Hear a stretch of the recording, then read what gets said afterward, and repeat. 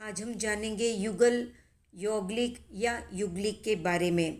तो युगलिक मनुष्य अकर्मभूमि क्षेत्रों में ही हमेशा पाए जाते हैं, अर्थात देवकुरु, उत्तर कुरु, हरिवास, रम्यकवास, हेमवत, एरण्यवत और अंतर्द्वीपज, इनमें हमेशा युगलिक मनुष्य रहते हैं।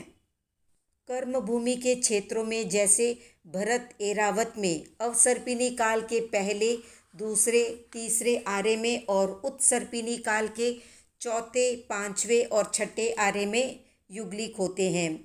युगलिक मनुष्य समचतुरस संस्थान वाले और वज्र ऋषभ नाराज सहनन वाले होते हैं। 6 माह का आयु शेष रहने पर वे एक युगल को जन्म देते हैं, यानी एक स्त्री और एक पुरुष को। आयु के आखिरी क्षणों में एक को छींक आती है और दूसरे को जम्बाई आती है और वे दोनों मृत्यु को प्राप्त होकर देवलोक में जन्म लेते हैं।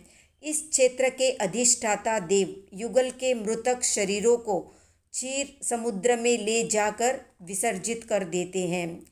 देवकुरु, उत्तर कुरु, हरिवास, रम्यकवास, हेमवत, एरण्यवत क्षेत्र में उत्पन्न युगलिक मनुष्य सम्यक दृष्टि या मिथ्या दृष्टि होते हैं, अर्थात उनमें सम्यक दृष्टि का चतुर्थ गुणस्थान और मिथ्या दृष्टि का प्रथम गुणस्थान जीवन पर्यंत रहता है। दूसरे शब्दों में कहे तो उनमें दूसरा और तीसरा गुणस्थान नहीं मिलता, मात्र पहला और चौथा ये 2 गुणस्थान ही होते हैं।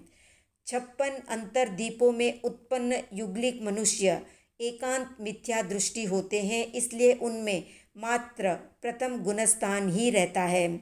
भरत एरावत में उत्पन्न ऐसे सभी युगलिक जिनकी आयु 1 करोड़ पूर्व वर्ष झाझेरी से लेकर एक पल्योपम में एक समय कम तक की होती है, वे सभी एकांत मिथ्या दृष्टि होने के कारण उनमें मात्र पहला गुणस्थान ही पाया जाता है।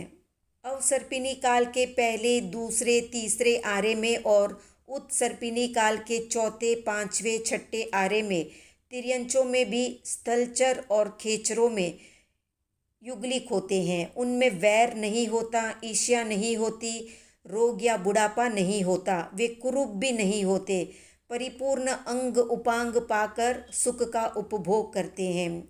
युगलिक मनुष्यों में अवसर्पिणी काल के पहले आरे में 3 दिन के अंतर से, तो दूसरे आरे में 2 दिन के अंतर से और तीसरे आरे में 1 दिन के अंतर से आहार ग्रहण करने की इच्छा उत्पन्न होती है।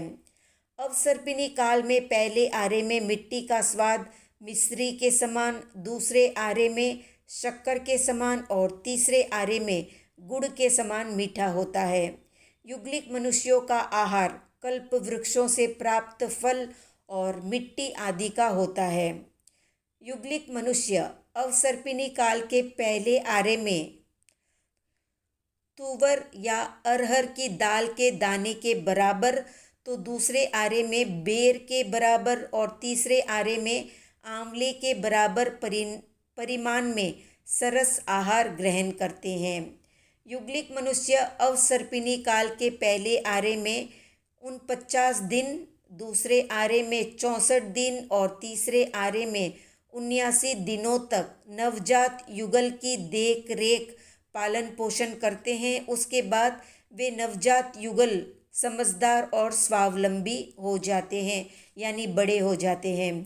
अवसर्पिणी काल के युगलिक मनुष्यों में पहले आरे में 256 पसलियाँ होती है, तो दूसरे आरे में 128 पसलियाँ होती है और तीसरे आरे में घटकर 64 पसलियाँ रह जाती है।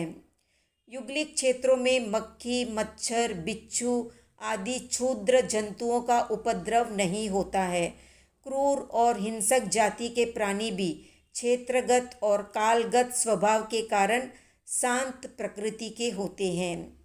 युगलिक क्षेत्र के मनुष्यों में रोग, शोक, महामारी, अतिवृष्टि, अनावृष्टि आदि की समस्याएं नहीं रहती है। प्राकृतिक वातावरण रम्य, भव्य और मनोहर होता है। अवसर्पिणी काल के तीसरे आरे की 2 कोड़ा कोड़ी साग्रोपम की स्थिति में से जब 2 भाग व्यतीत हो जाते हैं और एक भाग शेष बचता है, तब काल स्वभाव के कारण कल्प वृक्षों से पूरी वस्तुएं प्राप्त नहीं होती। इसलिए युगलिक मनुष्यों में परस्पर झगड़ा होने लगता है। इस विवाद को मिटाने के लिए और समुचित व्यवस्था बनाने के लिए कुलकरों की उत्पत्ति होती है। ये कुलकर अपने अपने समय में प्रतापी और प्रभावशाली पुरुष होते हैं और तत्कालीन समाज की व्यवस्था के व्यवस्थापक और मर्यादा पुरुष कहलाते हैं। तो ये थी संक्षिप्त जानकारी युगलिक या यौगलिक की। आज का प्रश्न है, प्रथम और अंतिम कुलकर कौन हुए थे? कमेंट में बताएं। वीडियो पसंद आया तो लाइक शेयर सब्सक्राइब करें।